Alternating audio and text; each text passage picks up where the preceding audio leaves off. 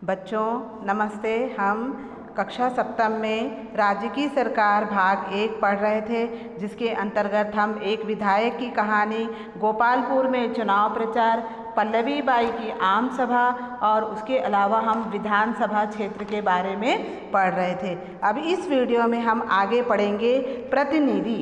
इस वीडियो में हम आगे पढ़ेंगे प्रतिनिधि। तो प्रतिनिधि किसी समूह वर्ग के द्वारा चुना हुआ या निर्वाचित व्यक्ति जो उसके पक्ष को प्रस्तुत कर सके और उसकी ओर से कार्य कर सके, प्रतिनिधि कहलाता है। हर राज्य में इतने सारे लोग हैं कि सब एक जगह मिलकर कानून नहीं बना सकते और ना ही कोई निर्णय ले सकते हैं। तब कुछ लोगों को सरकार के कामकाज में शामिल करने के लिए यह तरीका सोचा गया कि राज्य के लोग अपने अपने क्षेत्रों से अपने अपने प्रतिनिधियों को चुन लें। इस प्रकार राज्य के अलग अलग विधानसभा क्षेत्रों के लोगों के प्रतिनिधि होते हैं और उनकी यह जिम्मेदारी होती है कि वे अपने क्षेत्र के लोगों की राय जानें और लोगों की समस्याओं को सुने और उसे हल करने का प्रयास करें तथा सरकार तक पहुंचाए। तो यह जो कार्य है वो प्रतिनिधि का कार्य है। अब हम आगे जानेंगे राजनैतिक दल। सरकार बनाने व शासन के कामकाज पर असर डालने के लिए लोग खास तरह के संगठन बनाते हैं, जिन्हें राजनैतिक दल कहते हैं।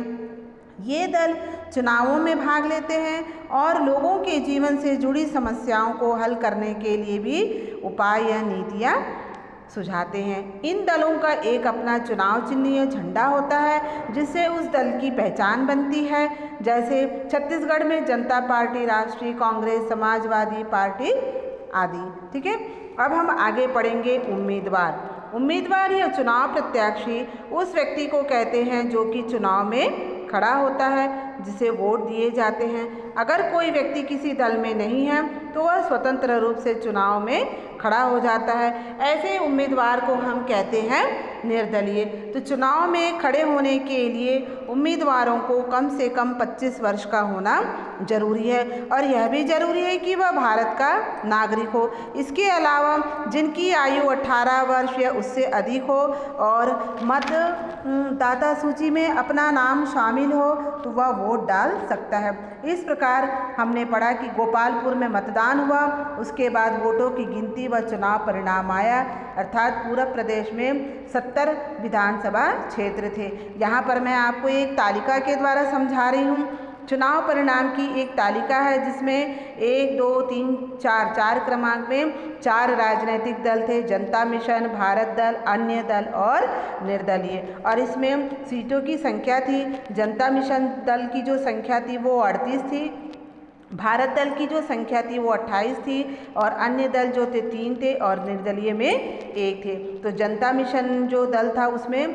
पल्लवी बाई चुनाव लड़ रही थी और भारत दल में राम प्रसाद। तो इसमें सबसे अधिक जो मत जो प्राप्त हुआ है वो जनता मिशन अर्थात पल्लवी बाई को। ठीक है। इस प्रकार पल्लवी बाई को सबसे अधिक वोट मिले। उसके बाद नेता चुनने के लिए विधायक दल का एक बैठक हुआ और उसमें पूरे प्रदेश में जनता मिशन का एक मंत्रिमंडल बना। इस प्रकार पूरे प्रदेश में जनता मिशन के विधायकों ने पल्लवी बाई अपने एक विधायक दल का नेता चुने और उसी तरह किसी भी राज्य में आधे से अधिक सीट जीतने वाला दल अपने एक विधायक दल का नेता चुनते हैं, जिसमें राज्यपाल मुख्यमंत्री के रूप में शपथ मिलते हैं। ठीक है, शपथ दिलाते हैं। फिर राज्यपाल मुख्यमंत्री की सलाह पर अन्य मंत्रियों को भी नियुक्त करते हैं और मुख्यमंत्री और अन्य मंत्रियों को मिलाकर किसी भी राज्य का एक मंत्रिमंडल बनता है। तो इस प्रकार हमने इस अध्याय में बहुत सी बातों की जानकारी पढ़ा। अब हम लोग अगले अध्याय में हम लोग पढ़ेंगे राज्य की सरकार भाग 2। इस प्रकार हमारा यह अध्याय समाप्त हुआ और इस अध्याय से जितने भी प्रश्नोत्तर है उसको मैं आपको व्हाट्सएप में सेंड करूँगी। धन्यवाद।